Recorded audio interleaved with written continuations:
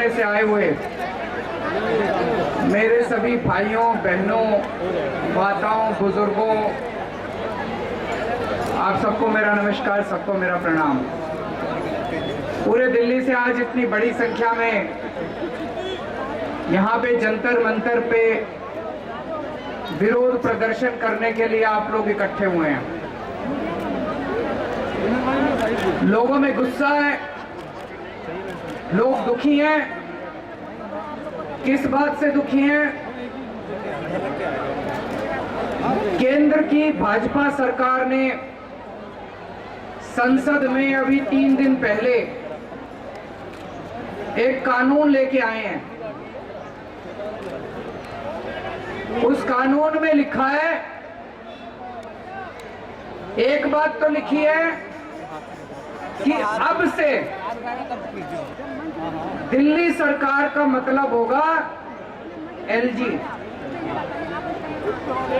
उस कानून में लिखा है कि अब से दिल्ली सरकार का मतलब होगा एलजी।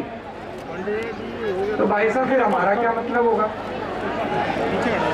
फिर जनता का क्या मतलब होगा? फिर आपका क्या मतलब होगा? फिर देश की जनता का क्या मतलब होगा? अगर दिल्ली सरकार का मतलब एलजी होगा तो दिल्ली की जनता कहां जाएगी? दिल्ली की जनता की चलेगी नहीं चलेगी? मुख्यमंत्री कहां जाएगा? फिर चुनाव क्यों कराए थे? फिर चुनाव क्यों कराए थे? जनता लाइन में क्यों लगी थी? जनता ने वोट क्यों दिया था? जनता के वोट का कोई मतलब नहीं बचा। जनता के चुनाव का कोई मतलब नहीं बचा। जनता की सरकार का कोई मतलब नहीं बचा। जनता ने 70 में से 62 सीट दी, उसका कोई मतलब नहीं बचा। अगर दिल्ली सरकार का मतलब एलजी होगा तो फिर तो जनता के साथ तो धोखा हो गया भाई साहब, ये तो गलत हो गया।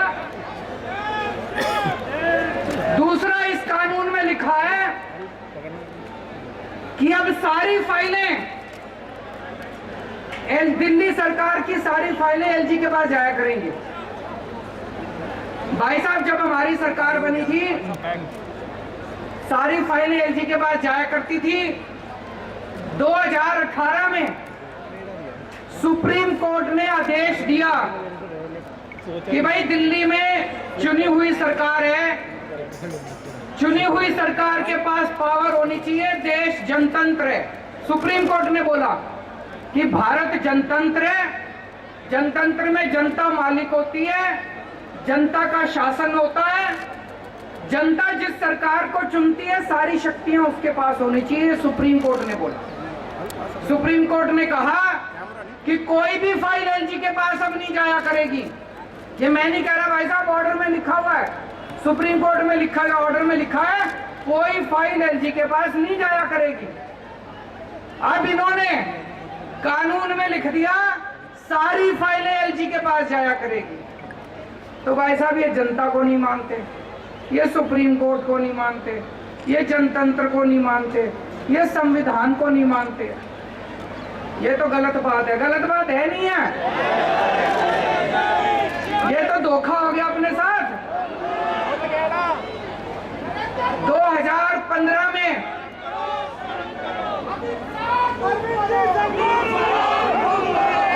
2015 में दिल्ली विधानसभा के चुनाव हुए। जनता ने आम आदमी पार्टी को 70 में से 67 सीट दी। फिर 2020 में चुनाव हुए, जनता ने 70 में से 62 सीट दी। फिर अभी उपचुनाव हुए एमसीडी के, जनता ने एमसीडी के उपचुनाव में बीजेपी को 0 सीट दी। तो भाई साहब, दिल्ली की जनता साफ साफ यही तो कह रही है कि हमको बीजेपी नहीं चाहिए, हमको आम आदमी पार्टी चाहिए। कह रही है नहीं कह रही है कि हमको बीजेपी नहीं चाहिए, हमको आम आदमी पार्टी चाहिए। लेकिन भाई साहब, ये चोरी छिपे, ये बदमाशी करके दिल्ली के ऊपर राज करना चाहते हैं। वो कहते हैं ना, एक छोटा बच्चा मैच खेल रहा था, क्रिकेट मैच हार गया, तो उसके बाद क्रिकेट का बल्ला और बॉल लेके दोनों लेके भाग गया।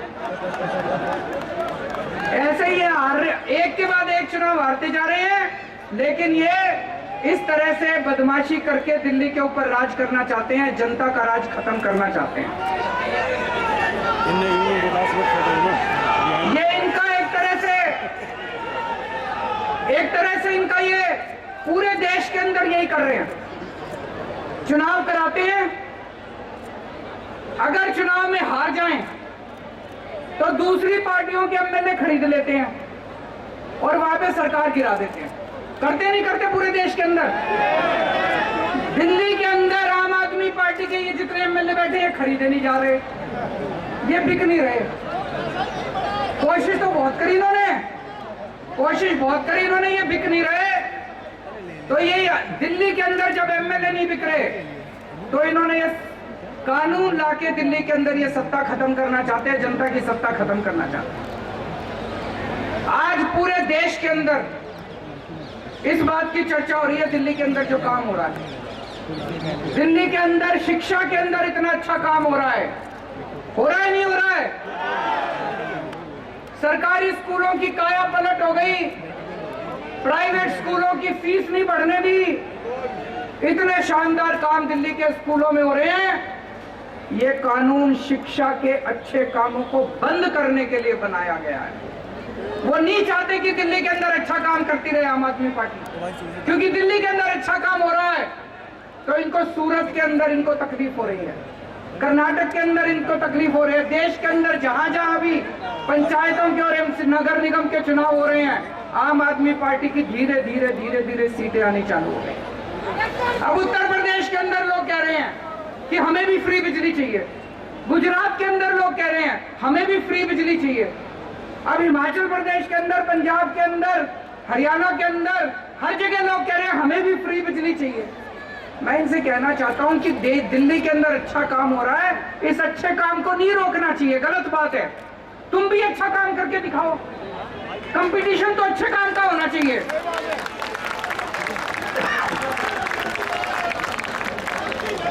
अब तुम गुजरात में बिजली फ्री कर दो, देखो हमारी एक भी सीट नहीं आएगी सूरत में, काम तो तुम करोगे नहीं, और दिल्ली में जो अच्छे काम हो रहे हैं उसको भी रोकोगे। ये तो गलत बात है, गलत बात है नहीं है? अगर तुमने वोट चाहिए, तुमको वोट चाहिए, तुम भी अच्छे काम करो। जैसे दिल्ली में आम आदमी पार्टी अच्छे काम कर रही है, तुम भी दूसरी जगह अच्छे काम करो, तुमको भी वोट देंगे लोग। तुम तो करोगे गुंडागर्दी, और दिल्ली में जो अच्छे काम हो रहे हैं वो भी रोकोगे। मैं आपसे पूछना चाहता हूं, असली देशभक्ति क्या होती है? असली देशभक्ति है कि अगर देश के किसी भी कोने में कोई अच्छा काम कर रहा हो, चाहे कोई कर रहा हो, चाहे पक्ष कर रहा हो, विपक्ष कर रहा हो, कोई अच्छा काम कर रहा हो, अगर मैं सच्चा देशभक्त हूं तो मैं उसका साथ दूंगा नहीं दूंगा। और अगर मैं गद्दार हूं तो उसका काम रोकूंगा मैं। अगर मैं भारत का दुश्मन हूं तो उसका काम रोकूंगा मैं, अच्छे काम को रोकूंगा मैं। ये दिल्ली के अंदर जो अच्छे काम को रोकना चाह रहे हैं ये ठीक नहीं कर रहे, ये देश के साथ सही नहीं कर रहे, देश के साथ, भारत के साथ सही नहीं कर रहे। तो मैं आज दिल्ली की जनता की तरफ से, भारत की जनता की तरफ से केंद्र सरकार को अपील करना चाहता हूं कि आज इतने लोग यहाँ इकट्ठे हुए हैं, ये तो फिर भी थोड़े ही आए हैं। इससे ये मत आकिए दिल्ली के एक एक आदमी के दिल में, मैं देख रहा था 3-4 दिन से ये टीवी चैनल वाले सारे सर्वे चला रहे हैं, 90% लोग दिल्ली के कह रहे हैं गलत कर रही है केंद्र सरकार। सर्वे में भी आ रहा है।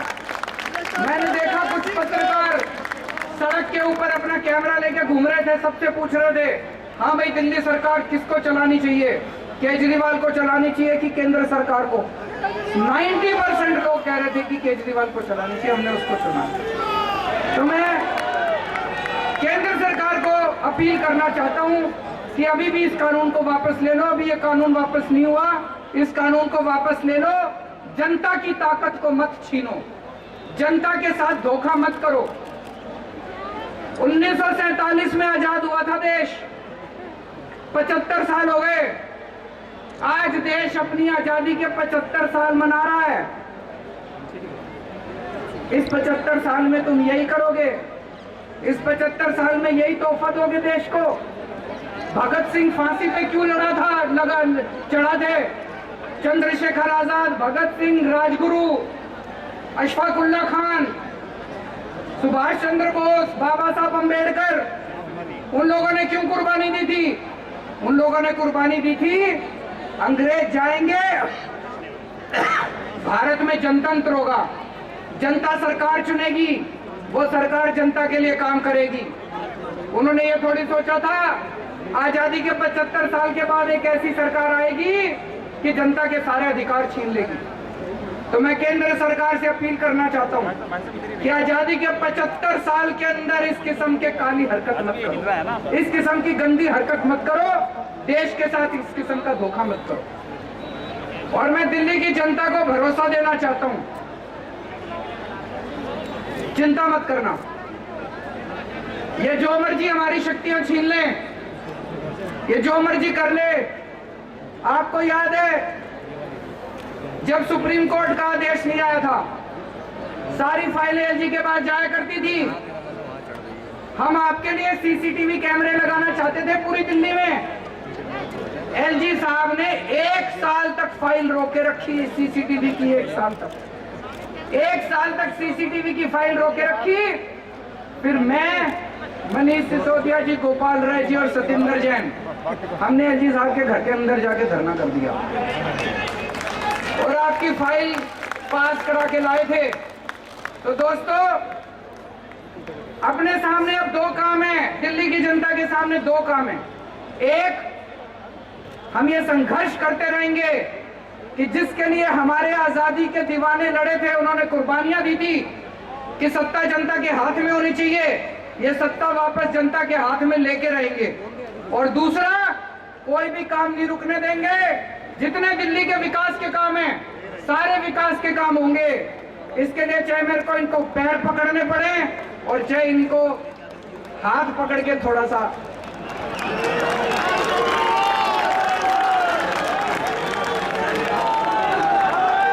काम नहीं रुकने दूंगा। आपके सारे काम होंगे, दिल्ली की जनता के लिए कुछ भी करेंगे, चाहे पैर पकड़ने पड़े, गिड़गिड़ाना पड़े, चाहे कुछ भी करना पड़े, सब करेंगे। आपके काम नहीं रुकने देंगे। लेकिन जो इन्होंने जनता की ताकत छीनी है, वो वाली ताकत भी वापस लेके रहेंगे।